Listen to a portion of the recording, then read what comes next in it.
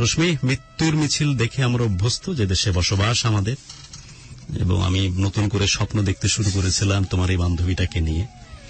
কণা, তুমি তো পাশে অনেকক্ষণ ধরেই বসা, তোমার এই বান্ধবীটা, তোমাদেরকে নিয়ে অনেক স্বপ্ন দেখতে আমি পছন্দ করি। অনেক স্বপ্ন বিলাসী মানুষ একজন আমি। মানুষ অনেকে হয়তো গুরু এতেশাম বলে ভালোবাসার কথা বলে, আমি বলি নিজেকে ভালোবাসার এক ফেরিওয়ালা। স্বপ্ন দেখছিলাম যে আসলেই তো এরকম মেয়েদের হাত দিয়েই তো পৃথিবীটা দারুণ ভাবে আবার ঘুরে দাঁড়াতে চেষ্টা করবে। পৃথিবী কি হবে জানি না, অ্যাট লিস্ট বাংলাদেশ, আমরা যারা পিছিয়ে পড়া একটা জায়গাতে আছি, অনেক রকমের অস্থিরতার, অনেক রকমের দুঃখে থাকার বহু সাতকহন সব সময় আমাদের কাষ্ঠ পৃষ্ঠে বেঁধে রেখেছে, সেখানে এই মানুষগুলো যদি সামনের দিকে আসে, হয়তো কোনো না কোনো একটা পরিবর্তন আসবে। কিন্তু ভাগ্য দেবী হয়তো আমাদের প্রশ্নের সুপ্রসন্ন ছিল না, যে কারণে এরকম একটা পরিস্থিতির সামনে আমাদেরকে দাঁড় হতে হয়েছে, যেটার জন্য কখনোই আমরা প্রস্তুত ছিলাম না, যেটা আমাদের কল্পনাতেও কখনো আসেনি, আমরা চিন্তার মধ্যেও কখনো এটা নিয়ে আসতে পারিনি।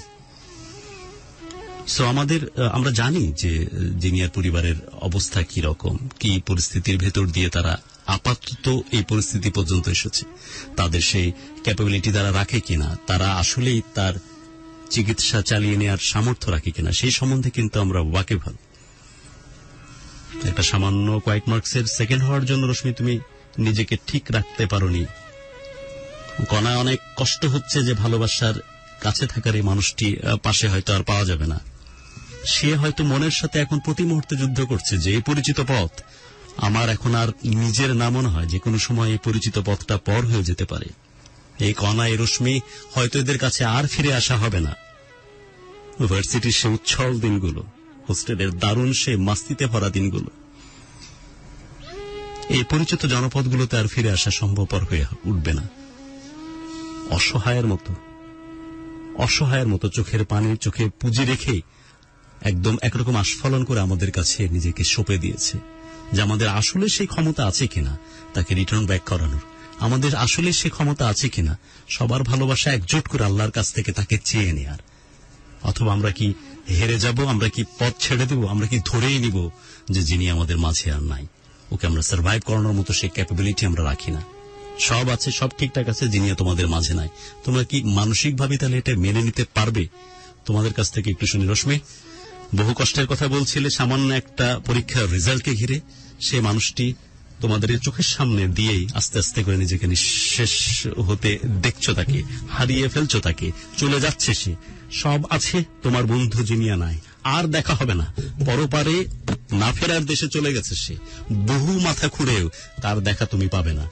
এরকম একটি অবস্থা কণা, এরকম একটি সিচুয়েশন, এই প্রাণের বান্ধবীটাকে আর দেখা হবে না। সব ঠিকঠাক থাকবে, তোমার সংসার হবে, তুমি যেমন স্বপ্ন দেখো তেমন স্বপ্ন পূরণ হবে, তুমি যত দূর যেতে চাও তার চাইতে বেশি দূর যাবে। রশ্মি, তোমার কল্পনার সমস্ত স্বপ্নগুলো পূরণ হয়ে যাবে।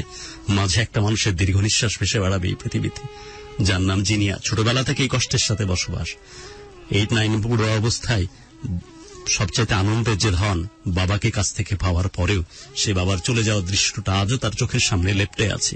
সেই কষ্টের সাথে প্রতি মুহূর্ত এই কোমলমতি মেয়েটাকে যুদ্ধ করতে হয়েছে। তারপরেও এরকম একটা বাস্তবতার সামনে তাকে পড়তে হলো যে তার শরীরে বাসা বেঁধেছে ব্লাড ক্যান্সার, যেখান থেকে সার্ভাইভ করা তার মতো পরিবারের পক্ষে আসলে অনেক বেশি টাফ।